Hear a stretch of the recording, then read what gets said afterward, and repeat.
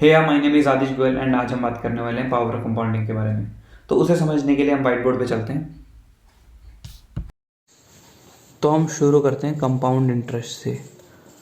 I know कि ये तो हमने सबने सुना होगा कि कंपाउंड इंटरेस्ट बचपन में कि क्या होता है, एंड काफ़ियों को तो इसका फॉर्मूला भी पता होगा कि ये P × 1 + R² होता है। तो अभी इसको साइड में रखते हैं। इसको समझने के लिए हम एक स्टोरी का यूज़ करते हैं। एक बार एक राजा था, तो वो अपने गांव में एक प्रतियोगिता करवाता है जिसमें दूर दूर से लोग हिस्सा लेते हैं। तो उसमें एक कवि भी हिस्सा लेता है। तो ये कवि अपनी कविताएं सुना के राजा को खुश कर देता है और प्रतियोगिता जीत जाता है। तो और राजा ये कहता है कि तुम्हें इनाम में जो मांगना है मांगो। तो कवि अपने आसपास देखता है, उसे एक चेस का बोर्ड दिखता है। तो कवि कहता है, महाराज मैं तो एक गरीब सा आदमी हूँ और मेरी ज़्यादा बड़ी इच्छाएं नहीं है, मुझे तो बस कुछ दाने चावल चाहिए जिससे मैं अपना पेट पाल सकूं। तो राजा कहता है, कितने चावल चाहिए तुम? तो कवि कहता है कि ये शतरंज का बोर्ड देख रहे हैं आप, इस पे पहले खाने में एक चावल का दाना रखने से आखिरी खाने तक उसे दुगना करते जाइए, और आखिरी खाने में जितने बचेंगे वो मैं ले लूँगा। तो राजा बहुत हैरान हो गया कि इसने तो सिर्फ चावल के कुछ दाने ही मांगे हैं, ये तो सोना चांदी जमीन जवाहरात कुछ भी मांग सकता था। तो राजा ने उससे दोबारा पूछा कि तुम श्योर हो तुम्हें यही चाहिए? हाँ महाराज, मैं तो एक गरीब सा आदमी हूँ, मेरी तो इतना ही इच्छा है कि मुझे बस पेट भर के खाने को मिल जाए, बस आप मुझसे वादा कीजिए कि आप मुझे ये चावल के दाने दे देंगे। तो राजा ने कहा कि हाँ ज़रूर, तुम्हारी इच्छा पूरी हो। सैनिकों को बुलाया और कहा कि ये चावल के दाने इसको दे दिए जाए। तो जब सैनिकों ने चावल देने शुरू करे तो उन्होंने देखा कि ये कुछ ज़्यादा ही बढ़ते जा रहे हैं। आप यहाँ देख रहे हैं कि ये 2 की पावर में चल रहा है। तो 2 की पावर 1, 2 की 2, 2 की 3, 2 की 4, तो ऐसे 1, 2, 4, 8, 16, 32 ऐसे बढ़ता जा रहा है। और ये कहाँ तक जाएगा? ये चेस का बोर्ड हमारा 8x8 का है, 64 का। तो ये 2 की पावर 63 हो जाएगा नंबर, अगर हम इसे कैलकुलेशन करने बैठेंगे। तो 2 की पावर 63 को बताने के लिए कि ये कितना बड़ा नंबर है, ये 2 की पावर 32 इंटू और 2 की पावर 31 लिख सकते हैं इसे।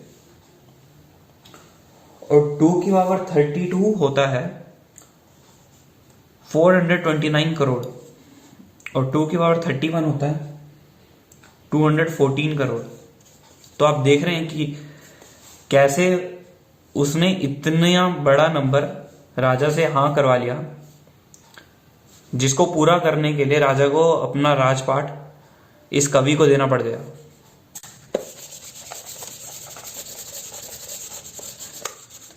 और ऐसा इसलिए हुआ क्योंकि कवि ने कंपाउंड इंटरेस्ट की पावर को यूज किया, और उसके एग्जाम्पल में यहाँ पे N63 था और R 100 था। 100% का वो इंटरेस्ट ले रहा था, क्योंकि वो हर बार डबल करता जा रहा है। हर बॉक्स में जाने से पहले 1 का 2 हो गया, 2 का 4 हो गया, तो वो हर बार डबल हो रहा है, तो उसका 100% रिटर्न मिल रहा है। और ऐसा 63 टाइम्स तक हुआ था, क्योंकि स्टार्टिंग में तो इनिशियल अमाउंट ही था। तो एक बार यहाँ डबल हुआ, एक बार यहाँ डबल हुआ, ऐसे करते करते 63 टाइम्स डबल हुआ।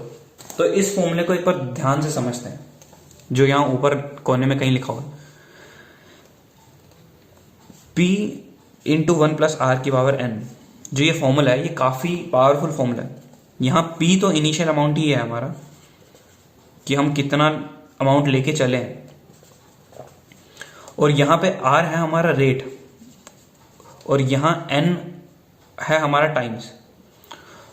तो यहाँ पे आप देखिए P, R और n, यहाँ ये 3 इंपॉर्टेंट फैक्टर्स हैं। तो एक बार इनको दोबारा लिख लेते हैं।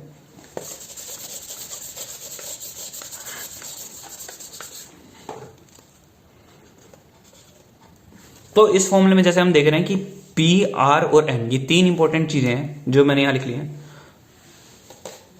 तो हमें जल्दी शुरू क्यों कर देना चाहिए? क्योंकि P को तो हम बढ़ा सकते हैं हम अपनी स्किल्स के कारण, जॉब के कारण, जो या फिर इनिशियल अमाउंट हमारे पास हमारे पेरेंट्स से आया है, तो पेरेंट्स मनी के कारण हमारे पास ये अमाउंट पड़ा है। R हमारी नॉलेज के कारण, जो हमारी फाइनेंशियल नॉलेज होगी, तो उससे हम इम्पैक्ट कर सकते हैं। हम इससे सोच समझ सकते हैं कि हमें क्या रेट ऑफ इंटरेस्ट मिल रहा है या फिर हमारे लिए क्या चीज़ बेटर है। जो एन है यहाँ पे, ये सबसे क्रिटिकल है। एन का मतलब नंबर ऑफ ईयर्स है, और नंबर ऑफ ईयर्स हमारे पास सबके पास लिमिटेड है। तो जो जितना जल्दी शुरू करेगा उसके पास नंबर ऑफ ईयर्स ज़्यादा होंगे कंपाउंडिंग में वर्क करने के लिए।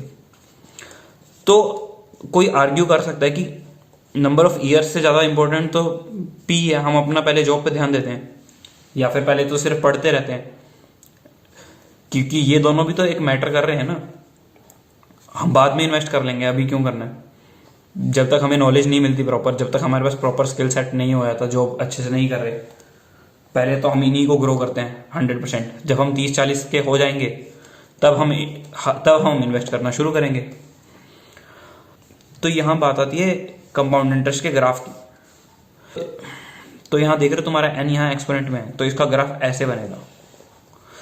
तो स्टार्टिंग की ईयर्स में तो तुम्हें कुछ डिफरेंस दिखेगा भी नहीं, यहाँ पे ज़्यादा डिफरेंस नहीं दिखेगा, पर यहाँ जैसे जैसे एक एक ईयर बढ़ेगा वो काफ़ी डिफरेंस ह्यूज होता चला जाएगा। इसीलिए नंबर ऑफ ईयर्स बहुत क्रिटिकल है।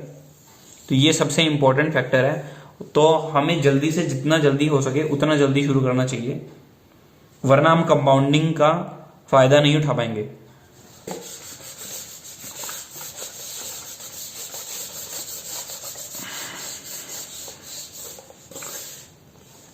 वॉरेन बुफे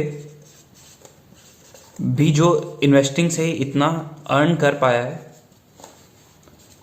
वो इसीलिए है क्योंकि उसने काफ़ी अर्ली एज में शुरू कर दिया था, तो उसे कंपाउंडिंग का प्रॉपर बेनिफिट मिला है। उसने यहाँ तक जाते हुए देखा है अपनी इन्वेस्टमेंट को, एक्सपोनेंट रेट पे ग्रो होते देखा है। पर अगर हम शुरू काफ़ी लेट करेंगे तो हम यहीं तक देख पाएंगे अपनी इन्वेस्टमेंट्स को जाते हुए। तो मैटर नहीं करता बाद में आपके पास कितनी नॉलेज हो जाती है, स्किल्स हो जाती हैं, आप दुनिया के सबसे बढ़िया इन्वेस्टर क्यों नहीं बन जाते, पर अगर आपके पास टाइम नहीं रहेगा इन्वेस्ट करने का तो आप इस पीरियड में ही रह जाओगे और कभी आप अपना इस पीरियड का प्रॉफिट बुक नहीं कर पाओगे। So this is it from my side. अगर आपको कुछ भी क्वेरी हो या कोई भी टॉपिक के बारे में आप चाहते हो कि मैं वीडियो बनाऊँ, कमेंट में मेरे को बताइए। तो फिर मिलते हैं नेक्स्ट टाइम। Bye bye.